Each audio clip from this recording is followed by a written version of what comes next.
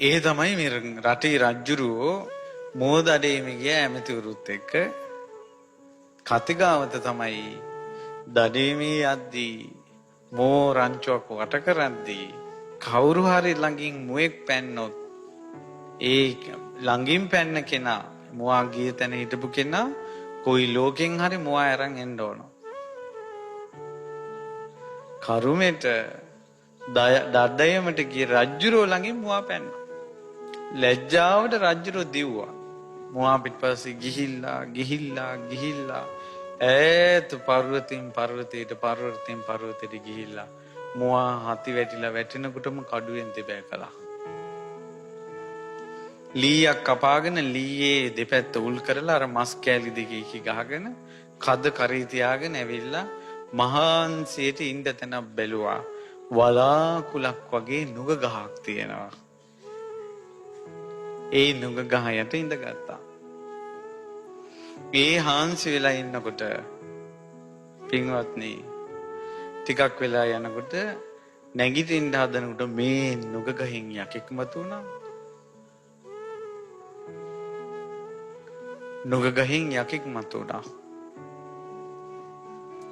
යනු බොරු කිව්වා. දැන් උඹ මගේ ආහාරය. කිව්වා උඹ කවුද? කිව්වා මං වේසමුනි රජුරුවන්ගෙන් වරන් අරන් මේ ගහ යටට එන එකන් කණ්ඩ වරන් තියෙන මකාදේව කියන යක්ෂයා කිව්වා. එතකොට මේ සිද්ධියේ අපිට මතක් වෙන්නේ ආලෝක යක්ෂයා වගේ. ආලෝක යක්ෂයා වගේ යකෙක් මේ. ඊට පස්සේ උඹ දැන් කනවා කියලා දැන් ඔන්න රජුරු ගොදුරු කරගන්න හදනකොට රජුරු කිව්වා මට මේ උඹට මේ හැමදාම එක දවසක් ලැබෙන ගොදුරද උඹ කන්නේ හැමදාම ලැබුණොත් හැමදාම කනවා කිව්වා. ඊට පස්සේ කිව්වා එහෙනම් උඹ මාව අතහැරපන්. මේ මුවා කාපන්. මම රජෙක් නිසා හැමදාම උඹ ළඟට එක එක එවන්නම් කිව්වා. ආලෝකම තමයි. ආයෙනම් පළ කිව්වා. ආමන්ත්‍රක කළොත් ඕක අම්මුතු කරනවා කිව්වා. ඔන්න රජතුමා බයෙන් ගියා. ගිහිල්ලා ඇමතිතුමාට හිතවත් ඇමතියට කිව්වා හරි වැඩි මේ බලාපන් මට අද වෙච්ච වැඩි. මෙහෙම සිද්ධියක් වුණා. ඊට පස්සේ කිව්වා යකාට පොරුන්දු විලාව එක එක යවන්න. කොච්චර දවසක්ද?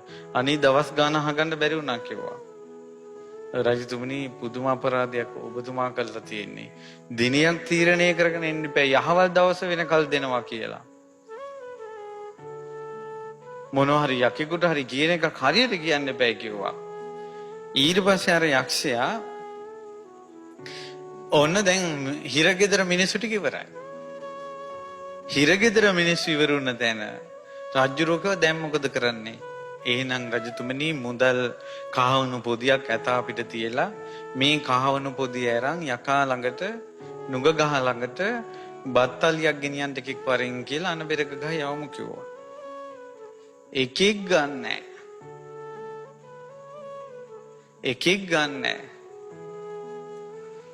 අපේ මහා බෝධිසත්වයෝ දුප්පත් ගමක ඉපදිලා තාත්තා නැතුව අම්මා විතරයි ඉන්නේ. කුලී වැඩ කර අම්මව පෝෂණය කරන්නේ අමාරුයි. අනේ මගේ මේ කහවණු පොඩි ටික තිබ්බනම් අපේ අම්මාට හරි සැනසෙල්ලෙන් ඉන්න පුළුවන් කියලා මං ගන්නම් කිව්වා. අම්මා කිව්වා එපා. නමුත් ගත්තා. දෙපාරක් වැලක්කුවා. දෙවෙනි පාර තුන්වෙනි පාර අරන් අම්මා ඉස්සරහ තිබ්බා. මට උඹ දුක් විඳිනවා බලන්න බෑ. මට විශ්වාසයක් තියෙනවා මට යන්න පුළුවන්. මගේ අම්මට මං උපස්ථාන කරපු පින තියෙනවා. මට නුවණක් තියෙනවා යමක් කමක් කරන්න පුළුවන්. ඒ නිසා මම ගිහිල්ලා එන්නම් කියලා දැන් මේ බෝධිසත්වයෝ අර දුප්පත් මානවකයා කහවණු පොදිය අරන් රජතුමා ළඟට ගියා. රජුරු කිව්වා බොහොම හොඳයි. උඹට ඇහැකිද යන්න ඇහැකි කිව්වා. ඊළඟට මොනවද උඹට ඕනේ? ඊට පස්සේ කිව්වා මට ඕන ඔබතුමාගේ පාවහන් දෙක. ඕන කිව්වා. ඇයි මොකද ඒ කියලා කිව්වා. ඔය යකාට ඔය නුග ගහේ හෙවන පෑගෙන අය තමයි ගන්න පුළුවන්නේ. තුන මම මිරිවැඩි සංගල දාගෙන ගියාට පස්සේ යාගේ හෙවණැල්ල මගේ ඒ පස් ටික මට පෑගෙන්නේ නැහැ. ඊට පස්සේ කියනවා මට ඕන කුඩයක් සුදු කුඩයක්. ඇයි කියලා අහනවා. ඔය යකාට ගොදුරු කරගන්න පුළුවන්නේ ඔය නුග ගහේ හෙවණ වැටෙන අය විතරයි කන්න පුළුවන්නේ. ඊට පස්සේ කිව්වා මට ඕන කඩුව. ඊට පස්සේ කිව්වා ඇයි කියලා. ඊට පස්සේ කෝ යකා යක්කු උනත් ආයුධයක් අතේ තියෙන එක්කෙනාට බයයි කිව්වා. ඊට පස්සේ කිව්වා මට ඕන රත්තරන් තලියක හොඳ ප්‍රණීතව කෑම ටිකක් රාජ භෝජන. ඒ මොකද කියලා ඇහුවා. මේ වාගේ වැඩකට යද්දී ওই පොඩි පොඩි දේවල් අරන් යන්න ඕනේ නැහැ කිව්වා. හොඳ ඒවා අරන් යන්න ඕනේ කිව්වා. ඊට පස්සේ දැන් කියනවා නෑ මං වාගේ කෙනෙක් කියද්දි ප්‍රණීතව දෙන්න ඕනේ යකාට. ඔන්න ප්‍රණීතව දෙන්න ඕනේ කියලා ඒවත් අරගෙන ආයුධ අත් කඩුවත් අරගෙන දැන් යනවා. ගිහලා මෙයා එන විදිහටම යකා බය වුණා. අර දුප්පත් කොල්ලා පුදුම තේජසකින් ආවනේ. ඇවිල්ලා මිනිස්සු කැලේ ඉන්නේ නතර කරලා කැලේ ඇතුළට ගිහිල්ලා කුඩේ ඉහලාගෙන මිරිවැඩි සංගල දාගෙන කඩුවත් අතට අරගෙන ගිහිල්ලා දැන් පේනවා අවුව වැටිලා නුගේ ඡායාව තියෙනවා. එහි මේ පැත්තේ ඉඳලා කුඩේ පොඩ්ඩක් මෑත් කරලා හිමීට කුඩේ ඡායාවෙන් අර නුගේ ඡායාව ළඟ මේ තලිය තියලා කඩුවෙන් තල්ලු කළා අර නුගේ හේවනට බත් තලිය. ඊට පස්සේ යකා ගහෙන් එළියට ආවා. ඉතින් ඒ ඇවිල්ලා කවියක් ගාථාවක් කිව්වා. මේ නුගරුක විමනේ ඉන්න මකාදේව දෙවියනේ.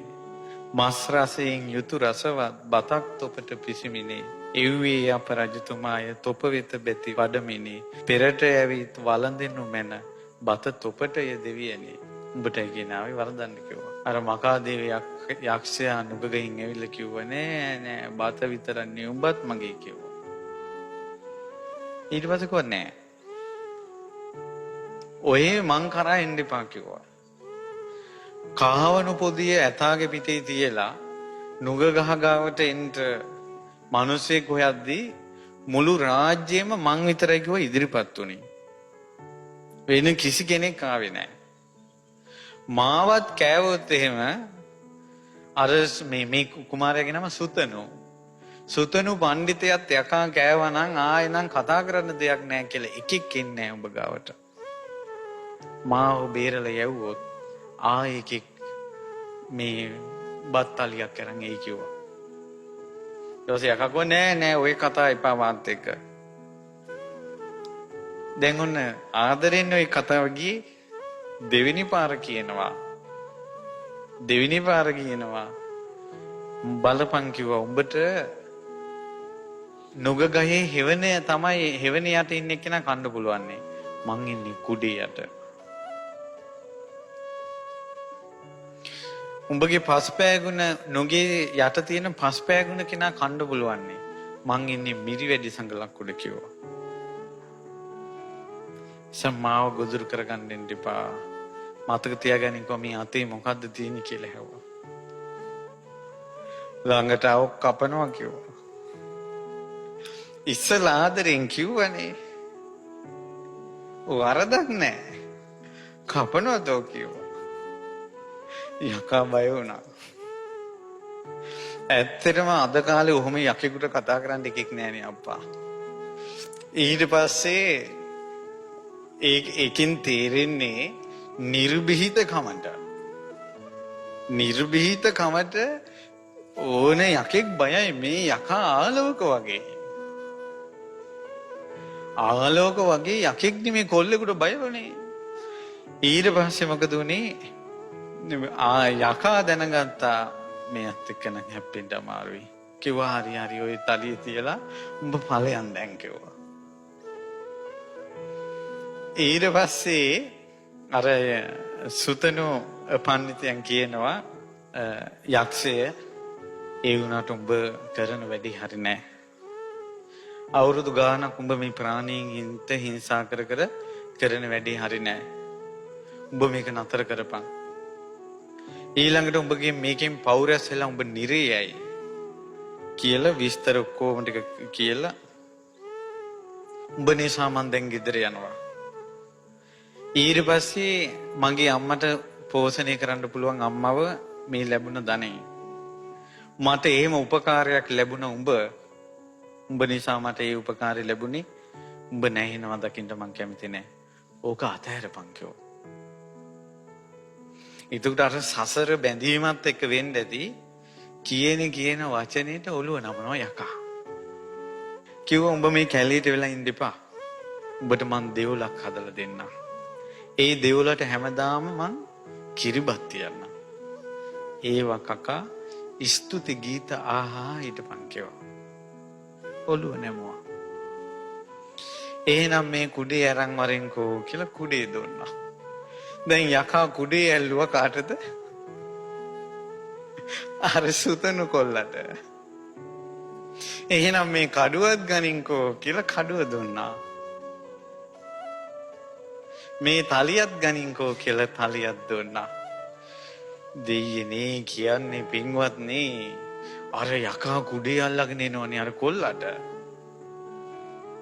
ආලවක වගේ යකෙක් දමනය කළා. මිනිස්සු හතර වටින් ආරංචි ආවා. ඈත ඉඳලා වැඳගෙන ඉන්නවා. දෙවුලක් හැදුවා.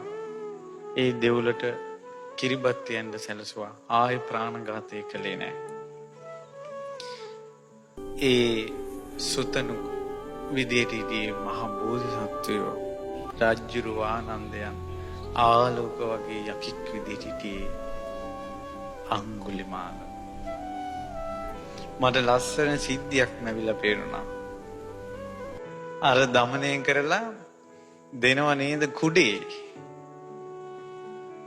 ඒ වගේ අංගුලිමාලත් දමනය කළා දහම් ඡත්‍රය දුන්නා. දුන්න නේද කඩුව. ඒ වගේ අංගුලිමාලත් දමනය කරලා ප්‍රඥාව නැමැති කඩුව දුන්නා. දුන්න නේද පාත්‍රය. ඒ පාත්‍රයට මේ බුද්ධ ශාසනය පැවිදුණාට පස්සේ බුදුරජාණන් වහන්සේ ඉරිදිහිම් පාත්‍රයක් දුන්නා. ඒකට කවුරු හරි මොනවා හරි දැම්මොත් එහෙම දාන කෙනා කල්ප ගණන් දෙව්ලොව යනවා. සිතූ පැතූ සම්පත් ලබා දෙන පාත්‍රයක් දුන්නා. බුදුරජාණන් වහන්සේ පිටිපස්සෙන් ගෙන්නගෙන ආවා. මේවා සසරේ පුරුදු. සසරේ පුරුදු